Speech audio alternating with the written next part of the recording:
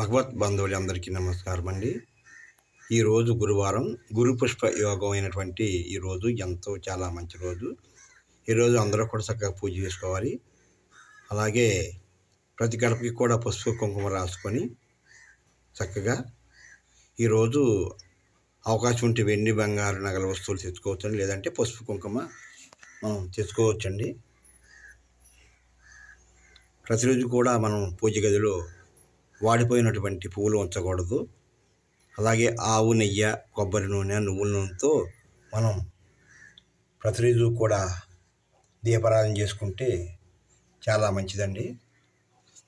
ప్రతిరోజు కూడా ఉదయం సాయంత్రం కూడా దీపారాధన చేసుకుంటే మనకి చాలా మంచిది.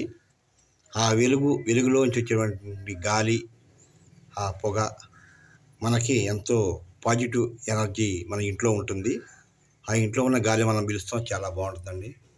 ప్రతి వారు కూడా సాధ్యమైనంత వరకు మరి ఉదయం సాయంత్రం కూడా దీపారాధన చేసుకునేలాగా చూసుకుంటే చాలా మంచిదండి. సాధ్యమైనంత అందరూ కూడా దీపారాధన చేసుకోవాలి.